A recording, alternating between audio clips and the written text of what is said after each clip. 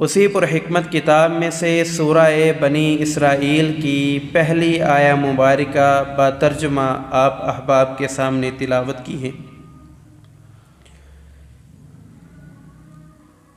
رسول اللہ صلی اللہ علیہ وسلم نے جب لوگوں کو اسلام کی تبلیغ کی تو عرب کے بڑے بڑے سردار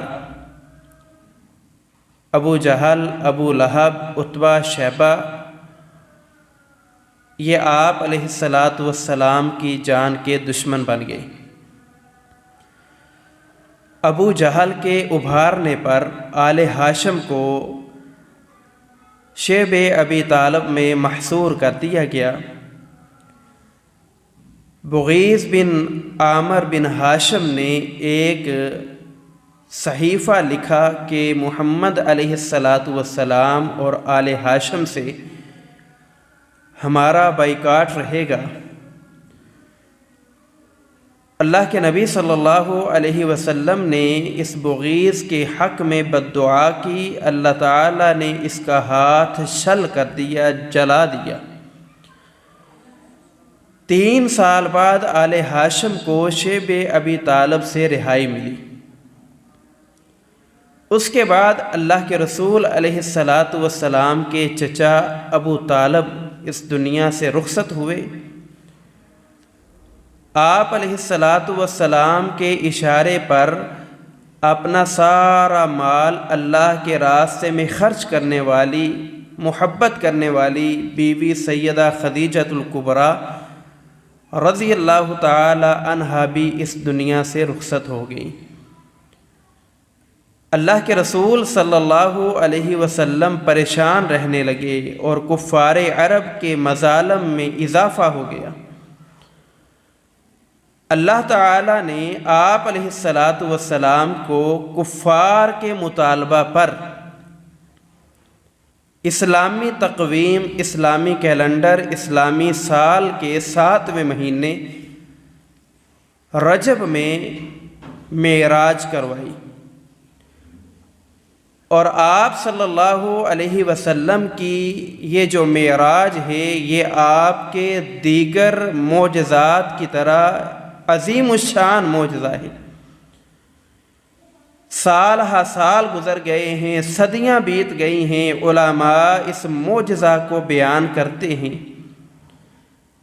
لیکن اس معجزہ کی شان اور عظمت اتنی اعلیٰ اور اتنی بلند ہے کہ آج تک اس معجزے کا حق ادا نہیں ہو سکا ہے۔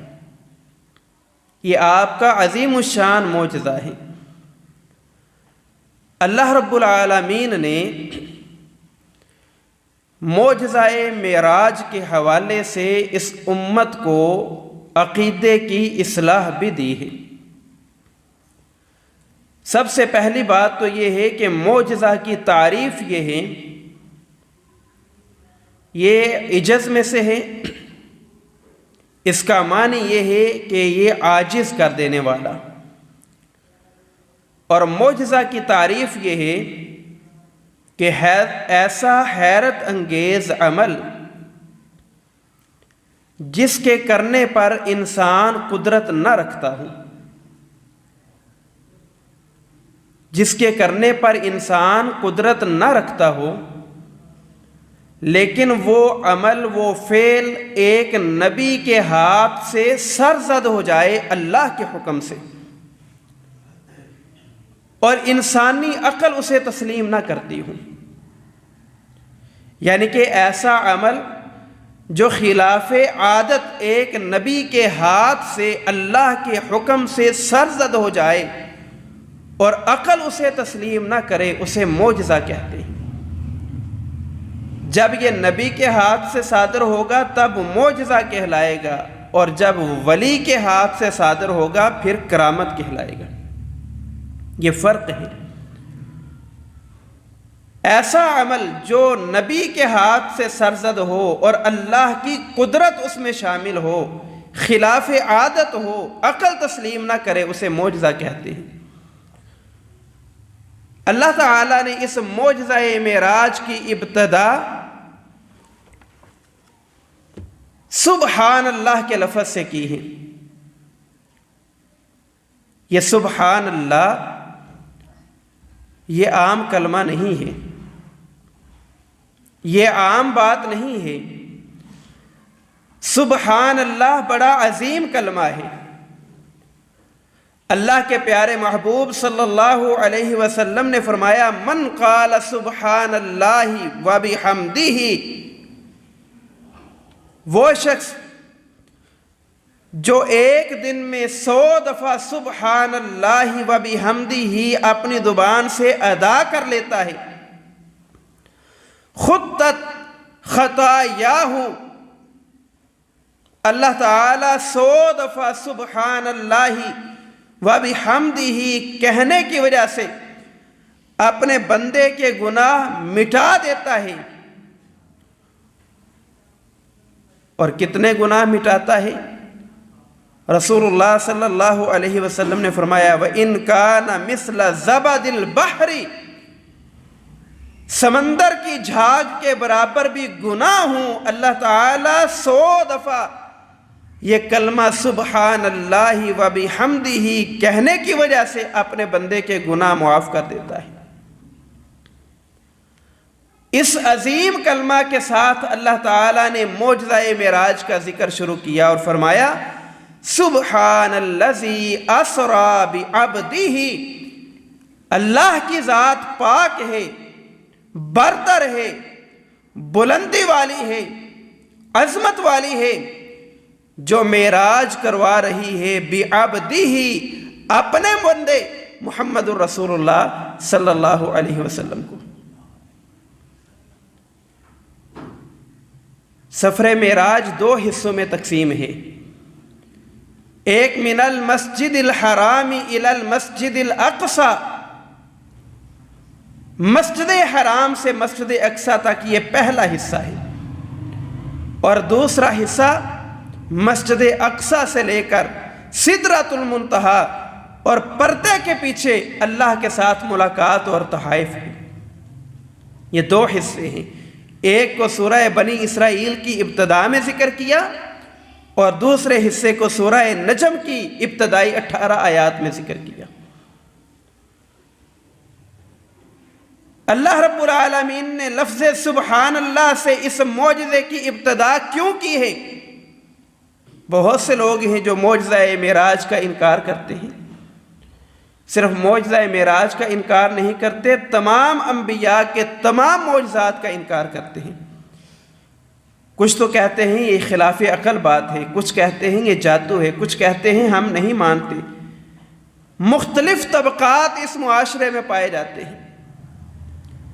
لفظ سبحان اللہ سے اللہ نے اس معجزے کی ابتدا اس لیے کی ہے کہ عرب میں یہ بات مشہور ہے کہ جب کسی بات کا یقین نہ ہوتا ہو تو لوگ قسم اٹھانے کے لیے لفظ سبحان اللہ استعمال کرتے ہیں۔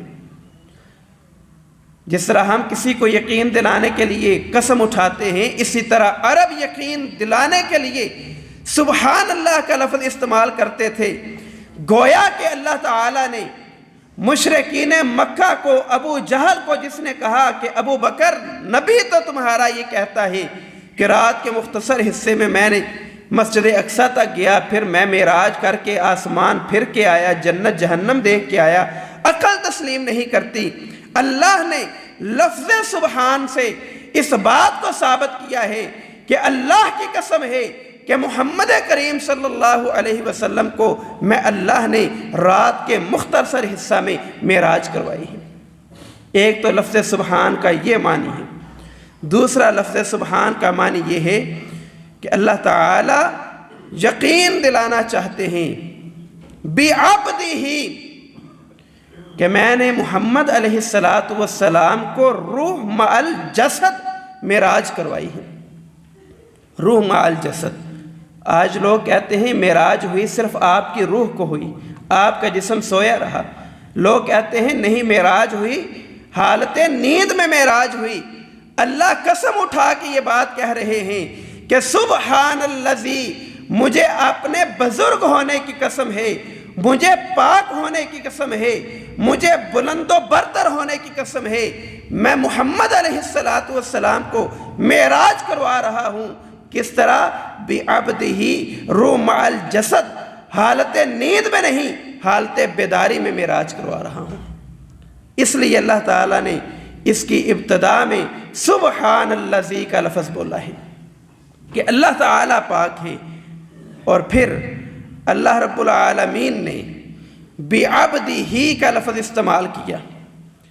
اس کا معنی یہ ہے کہ محمد کریم صلی اللہ علیہ وسلم بذات خود نہیں گئے، بلکہ انہیں معراج پر اللہ لے کے گیا ہے، اللہ لے کے گیا ہے۔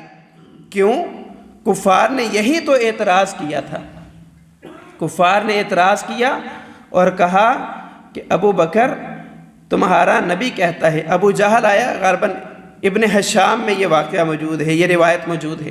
ابو جہل آیا اور آ کر سیدنا ابو بکر رضی اللہ تعالی عنہ سے کہتا ہے، ابو بکر تیرا نبی مسجد میں بیٹھا اپنے صحابہ سے کہہ رہا ہے کہ میں رات کے مختصر حصہ میں مسجد حرام سے مسجد اقصیٰ گیا، پھر میں وہاں آسمانوں کی سیر کر کے آیا، اللہ سے ملاقات کر کے آیا، جنت جہنم دیکھ کے آیا۔ عقل نہیں مانتی۔ ابو جہل کہہ رہا ہے کہ محمد کہہ رہے ہیں کہ میں گیا ہوں، لیکن اللہ تعالیٰ کہتے ہیں محمد کریم نہیں گئے، بعبدہ انہیں لے جایا گیا ہے، اور لے کے جانے والا کون ہے؟ سبحان الذی، وہ اللہ کی ذات ہے تو جو تمام عیبوں سے پاک ہے۔ گویا کہ محمد کریم مختار کل نہیں ہے، تمام اختیارات کا مالک و منبع اور مصدر وہ ایک اللہ کی ذات ہے، اور وہ اللہ ہے سبحان الذی جو ہر طرح کے شرک سے پاک ہے، ہر طرح کے کفر سے پاک ہے۔ ابو جہل آیا اور اس نے کہا کہ تیرا نبی تو یہ بات کہتا ہے۔ ابو بکر صدیق رضی اللہ تعالیٰ عنہ نے فرمایا، انتم تکذبون علیہ، ابو جہل تم سارے لوگ محمد علیہ السلام پر جھوٹی بات کہہ رہے ہو، تم جھوٹ بول رہے ہو، محمد صلی اللہ علیہ وسلم جھوٹ نہیں بولتے۔ کفار نے کہا جاؤ جا کے سن لو، مسجد میں اپنے صحابہ سے یہ بات کہہ رہے ہیں۔ سیدنا ابو بکر رضی اللہ تعالیٰ عنہ کی عظمت، ان کی شان اور بلندی، رفعت، مقام، انہیں سلام ہے کہ اللہ کے نبی کا دشمن آیا ہے، آ کے کہہ رہا ہے کہ محمد یہ بات کہہ رہے ہیں۔ یہ نہیں کہا کہ میں جا کے سن کے دیکھ کے بتاؤں گا، کہا انتم تکذبون علیہ، محمد علیہ السلام جھوٹ نہیں بولتے، تم جھوٹ بول رہے ہو۔ اس نے کہا جاؤ جا کے دیکھو، لیکن ابو بکر نے جانے کی زحمت گوارا نہیں کی، تصدیق کرنے کی زحمت گوارا نہیں کی۔ یہ نہیں کہا میں جاؤں تو صحیح، جا کے دیکھوں تو صحیح، کیا واقعی آپ اپنے صحابہ سے یہ بات کر رہے ہیں کہ نہیں؟ نہیں کہا واللہ لو قالا ہاکذا صدقا، اللہ کی قسم ہے اگر یہ بات محمد علیہ السلام کہہ رہے ہیں کہ رات کے تھوڑے سے حصے میں آسمان زمین پھر کے آیا ہوں، اللہ کے نبی کی بات سادہ کا یہ سچی ہے، آپ جھوٹ نہیں بولتے۔ ابو جہل نے کہا یہ مکالمہ ہو رہا ہے، یہ مکالمہ ہو رہا ہے ابو جہل اور ابو بکر کے صدیق کے درمیان۔ ابو جہل نے کہا یا ابا بکر هل كنت تصدقه بغیر ان تسمع منه، ابو بکر تو نے سنا بھی نہیں ہے، تو نے دیکھا بھی نہیں ہے، تو گیا بھی نہیں ہے، بغیر سنے بغیر دیکھے تو تصدقه، محمد کریم کی تصدیق کر رہا ہے، کہہ رہا ہے کہ وہ سچ کہہ رہے ہیں۔ ابو بکر صدیق رضی اللہ تعالی عنہ نے کہا واللہ انا اصدقہ بعجب منہا، یہ تو معراج کی بات چھوٹی سی بات ہے، میں نے تو محمد کریم علیہ السلام سے ایسی ایسی باتیں سنی ہیں جن کی دلیل بھی نہیں مانگی، پھر بھی میں اس کی تصدیق کرتا ہوں، میں اس پہ ایمان لے آیا ہوں۔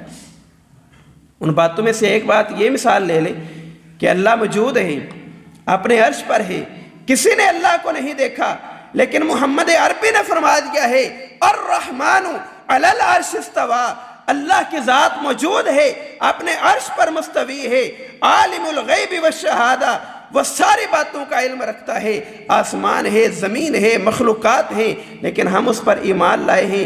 کس نے بتایا ہے؟ محمد کریم نے بتایا ہے ہم نے ان سے دلیل نہیں مانگی ہے، ہم اس پر ایمان لے آئے ہیں۔ یہ کون سی عجیب بات ہے کہ تو کہتا ہے کہ تو نے سنا بھی نہیں ہے، اور بغیر سنے تو کہتا ہے کہ محمد صلی اللہ علیہ وسلم سچ کہہ رہے ہیں۔ ابو بکر صدیق رضی اللہ تعالیٰ عنہ نے کہا وہ سچ ہی کہتے ہیں۔ جب مسجد میں آئے تو دیکھا اللہ کے رسول علیہ السلام بتا رہے ہیں کہ میں نے معراج پہ یہ کام دیکھا ہے۔ ابو بکر کہتے ہیں صدقت یا رسول اللہ، صدقت یا رسول اللہ، آپ سچ کہہ رہے ہیں، آپ سچ کہہ رہے ہیں۔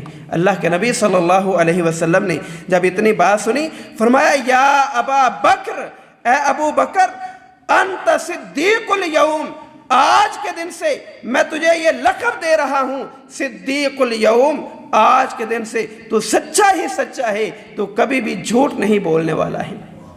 یہ شان اور عظمت اللہ نے ابو بکر صدیق کے حصے میں ڈالی ہے کہ اللہ کے نبی کہہ رہے ہیں کہ یا ابا بکر انت صدیق، تو سچا ہے۔ محمد کریم اپنی زبان سے صداقت کا تمغہ دے کے چلے جائیں، میں اور آپ آج ابو بکر کی شان میں تنقیص کریں، ان کی شان میں غلو نہ کرتے، ان کی شان میں غلو کریں، یا ابو بکر صدیق کو ایمان سے خارج کر دیں، یہ میرے اور آپ کے ایمان کا متحمل نہیں ہے۔ اللہ کے نبی کہہ رہے ہیں انت صدیق، تو سچا ہے، تو جنتی ہے، تیرے ایمان میں شک نہیں ہے۔ آج کس نے ہم کو یہ اختیار دے دیا کہ صحابہ کے ایمان میں ہم شک کرتے پھریں؟ تو ابو جہل نے اور اس کی کمپنی نے یہ کہا کہ محمد کریم کہتے ہیں کہ میں معراج پہ گیا ہوں، اللہ رب العالمین سبحان اللہ جی سے یہ مسئلہ سمجھا رہے ہیں کہ معراج پہ لے جانے کا اختیار محمد کریم کے پاس نہیں ہے، میں رب العالمین کے پاس ہے، اور میں ایسا رب ہوں کہ سبحان الذی، جو تمام عیبوں سے، تمام نقوص سے پاک اور مبرہ ہے۔ معراج کے اس اہم معجزہ کو سمجھانے کے لیے ابتدا میں ہی اللہ تعالیٰ نے یہ تمہید باندھ دی ہے کہ معجزہ معراج کے حوالے سے کسی شخص کو بھی شک میں مبتلا نہیں ہونا چاہیے، اور نہ ہی کسی شخص کو یہ کہنا چاہیے کہ معجزہ معراج وہ نبی صلی اللہ علیہ وسلم کو حالت بیداری میں نہیں ہوا بلکہ حالت نیند میں ہوا ہے۔ ایسا شک اور ایسا شبہ کسی کے ذہن میں نہیں آنا چاہیے۔ حالت بیداری میں آپ کو معراج کروائی گئی، اور اللہ تعالیٰ نے تمام شکوک دور کرتے ہوئے لفظ سبحان اللہ جی سے اس کا ابتدا اور آغاز اس لیے کیا کہ اللہ تعالیٰ کی ذات تمام عیبوں سے پاک ہے، جو اپنے بندے محمد کریم صلی اللہ علیہ وسلم کو آسمانوں کی معراج کروا رہی ہے۔ اور یہ لفظ سبحان، اللہ کے نبی صلی اللہ علیہ وسلم نے فرمایا کلمتان خفیفتان علی اللسان، دو کلمے ایسے ہیں جو زبان پر ادا کرنا بڑے آسان ہیں، ثقیلتان فی المیزان، قیامت کے دن جب اعمال کا وزن کیا جائے گا، جب نیکیاں اور بدیاں تولی جائیں گی، ان دو کلمات کو ترازو کے ایک پلڑے میں رکھا جائے گا، یہ دو کلمات تمام اعمال سے وزنی نکلیں گے۔ ثقیلتان فی المیزان، وزن میں یہ وزنی ہیں۔ حبیبتان الی الرحمن، یہ دو کلمے اللہ کو بڑے پسند ہیں۔ وہ کون سے ہیں؟ سبحان اللہ و بحمدہ، یہ وہ الفاظ ہیں جن الفاظ سے معجزہ معراج کا ابتدا اور آغاز کیا جا رہا ہے کہ سبحان الذی اسریٰ بعبدہ، کہ محمد کریم کو جو ذات معراج کروا رہی ہے وہ ذات تمام عیوب سے پاک ہے۔ سبحان اللہ و بحمدہ، یہ دو کلمے ایسے ہیں جو اللہ کو بڑے محبوب ہیں، جو میزان میں وزنی ہیں، اور جو زبان پہ ادا کرنے بڑے آسان ہیں۔ پھر اللہ کے نبی صلی اللہ علیہ وسلم نے بزرگوں کے لیے اس وظیفے کو خاص کر دیا ہے۔ کوئی پتہ نہیں کس کو کب موت آ جائے۔ ماں باپ بستر پہ بیماری کی زندگی گزار رہے ہوں، زندگی موت کی کشمکش میں ہوں، صحت مند توانا تندرست بیٹا والدین موت کی دہلیز پہ ہیں، وہ وہیں کھڑے رہیں، لیکن نوجوان تندرست صحت مند بیٹا والدین سے پہلے چلا جائے۔ اللہ رب العالمین نے موت کا وقت کسی کو نہیں بتایا، لیکن اگر کوئی شخص بزرگ ہو جائے، کوئی بڑھاپے میں چلا جائے، اس کے لیے اللہ کے نبی علیہ السلام نے یہ وظیفہ خاص طور پہ بتا دیا ہے۔ رسول اللہ صلی اللہ علیہ وسلم بوڑھے ہو چکے ہیں، 63 سال آپ کی عمر ہو چکی ہے۔ اذا جاء نصر اللہ والفتح یہ صورت نازل ہو چکی ہے۔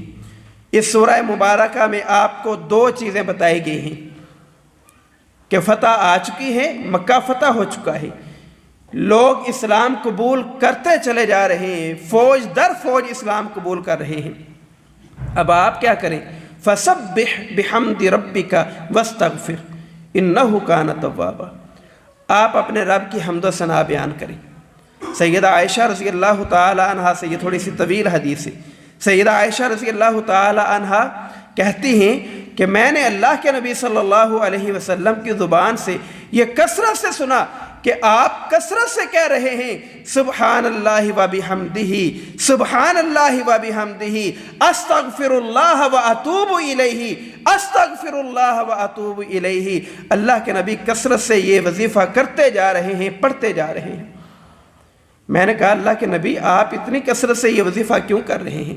تو اللہ کے نبی نے فرمایا کہ مجھے ایک علامت، ایک نشانی دکھائی گئی ہے، وہ میں نے دیکھ لی ہے، وہ پوری ہو چکی ہے، یعنی کہ میں بوڑھا ہو چکا ہوں، اسلام غالب آ چکا ہے، مکہ فتح ہو چکا ہے، لوگ اسلام قبول کر رہے ہیں۔ اب میری ذمہ داری یہ بنتی ہے کہ سبحان اللہ و بہ، سبحان اللہ و بحمدہ، استغفر اللہ و اتوب الیہ، اس وظیفے کو کثرت سے پڑھتا رہوں۔ پھر اللہ کے نبی صلی اللہ علیہ وسلم نے فرمایا، سیدہ جویریہ رضی اللہ تعالی عنہا جو ام المؤمنین ہیں، وہ کہتی ہیں لو وزنت بما قالت، یہ کلمہ سبحان اللہ و بحمدہ یہ وزنی کلمہ ہے۔ اللہ کے نبی صلی اللہ علیہ وسلم نے فرمایا کہ اگر اس کلمے کو ترازو کے ایک پلڑے میں رکھ دیا جائے اور دوسرے پلڑے میں سبحان اللہ و بحمدہ عدد خلقہ ورضا نفسہ وزنت عرشہ ومداد کلماتہ، یہ کلمات ترازو کے ایک پلڑے میں رکھ دیے جائیں، اللہ رب العالمین اس کا وزن زیادہ کر دے گا، یہ جھک جائے گا، گویا کہ اس کلمے کی وجہ سے اللہ اپنے بندے کو معاف کر کے جنت میں داخل کر دے گا۔ سبحان اللہ و بحمدہ، اس کلمے کی فضیلت بس یہاں سے اندازہ لگا لیں کہ امام مسلم رحمہ اللہ نے باب قائم کر دیا ہے۔ امام مسلم نے باب فضل سبحان اللہ و بحمدہ، اس پر پورا باب قائم کر دیا ہے کہ اللہ رب العالمین کے نزدیک یہ کلمہ سبحان اللہ و بحمدہ بڑی عظمت والا ہے۔ پھر اللہ کے نبی صلی اللہ علیہ وسلم سے سوال کیا گیا، سئل رسول اللہ صلی اللہ علیہ وسلم ای الکلام افضل، اللہ کے نبی سب سے افضل کلمہ کون سا ہے، سب سے بہترین ذکر کون سا ہے؟ فقال رسول اللہ صلی اللہ علیہ وسلم مصطفى اللہ للملائکۃ وللعباد، ابو ذر مصطفى اللہ، اللہ نے یہ کلمہ خاص کر لیا ہے، للملائکہ فرشتوں کے لیے بھی، اپنے بندوں کے لیے بھی، اپنے بندوں کے لیے بھی یہ کلمہ خاص ہے، فرشتوں کے لیے بھی یہ کلمہ خاص ہے۔ وہ کلمہ کون سا ہے؟ سبحان اللہ و بحمدہ، وہ کلمہ سبحان اللہ و بحمدہ۔ پھر اللہ کے نبی نے حضرت ابو ذر سے ہی کہا، الا اخبرک باحب الکلام الی اللہ، ابو ذر کیا میں تجھے ایسی کلام اور ایسی بات کے متعلق آگاہ نہ کروں جو اللہ کو بڑی محبوب ہے؟ قلت نعم یا رسول اللہ، میں نے کہا اللہ کے رسول کیوں نہیں؟ فقال رسول اللہ صلی اللہ علیہ وسلم احب الکلام الی اللہ سبحان اللہ و بحمدہ، ابو ذر اللہ کو ساری باتوں میں سے، سارے کلاموں میں سے، سارے اذکار میں سے یہ کلمہ سبحان اللہ و بحمدہ بڑا ہی عزیز ہے، بڑا ہی پسند ہے، یعنی کہ یہ وہ کلمہ ہے جو اللہ رب العالمین کو بڑا پسند ہے، یہ وہ کلمہ ہے جو میزان میں وزنی ہے، یہ وہ کلمہ ہے جو اللہ رب العالمین نے اس امت کے لیے خاص کر دیا ہے۔ اس کلمے سے اللہ تعالیٰ معجزہ معراج کا آغاز کرتے ہوئے کہہ رہے ہیں سبحان الذی اسریٰ بعبدہ۔ لوگو اللہ کی ذات پاک ہے، شرک سے پاک ہے، کفر سے پاک ہے، نسیان سے پاک ہے، عیوب سے پاک ہے، وہ برتر ہے، وہ عظمت والی ذات ہے۔ اسریٰ بعبدہ، جو اپنے بندے محمد الرسول اللہ صلی اللہ علیہ وسلم کو معراج کروا رہی ہے، اور معراج بھی من المسجد الحرام الی المسجد الاقصیٰ، جس کا پہلا سفر مسجد حرام سے شروع ہو کر مسجد اقصیٰ تک ہے، اور پھر مسجد اقصیٰ کے بعد اللہ تعالیٰ نے سدرۃ المنتہا تک پہنچایا، پھر وہاں اللہ نے پردے کے پیچھے اپنے ساتھ ملاقات کی۔ یہ سارے معاملات زندگی رہی تو آئندہ خطبات جمعۃ المبارک میں اللہ کی توفیق سے بیان کیے جائیں گے۔